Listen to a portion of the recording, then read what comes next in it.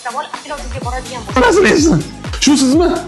Oybek, qayerdan topdingiz? Yigit klinikasi O'zbekistonda xirurgiya yo'nalishida birinchi ochilgan xususiy klinika hisoblanadi. 1999-yil ish boshlagan ushbu klinikada hozirgacha 25 mingdan oshiq operatsiyalar qilib kelayotgan ekan. Klinika tibbiyot fanlari nomzodi Yigitov Aziz Murodovichga tegishli bo'lib, bu klinika asosan o'ttosh va bariatriya, ya'ni oshqozonni kichraytirish operatsiyasi bilan mashhur hisoblanadi. Ha.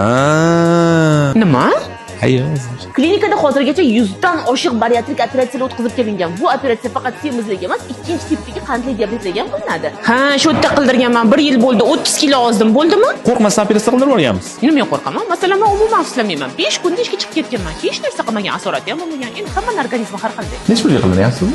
O'sha paytda 22 millionga qildirgandim. Hozir ham 22 milliondan boshlanarkan. Qarang, bularning Telegram gruppalari ham bor ekan. Bu yerda do'pposli rasmlar, operatsiya qildirganlar, savol javoblar ham bo'lar ekan doktorlar bilan. Zo'ra? Yigit klinikasida o'ttosh operatsiyalar narxi 7 milliondan boshlanarkan. Bundan tashqari 50 ga yaqin har xil operatsiya turlari tig'siz amalga oshirib kelinar ekan. Yana bularda ayol xirurg proktolog ham bor ekan. Gemoroy, treshina, oqma yaralar bo'yicha ayollar bemalol xijolat bo'lmasdan kelishda bo'lar ekan. Boshqa viloyatdan, boshqa respublikadan kelib davolanayotganlar uchun ham hamma sharoitlarni qilib berishar ekan. Palatalari 160 mingdan 320 minggacha ekan. Masalan, mashinasi lyuks ekan. Uyga o'xshatgan, bemalol yashaysiz. Manzil uch ko'prikning sentrida, ko'p tarmoqli poliklinikaning yonida yigit deb yozib qo'ygan. Siz yigit klinikasi haqida eshitganmisiz? Videoni ortiqcha vazndan qiynaladigan og'ir bosiq tanishlaringizga puting qilib yuborib qo'ying.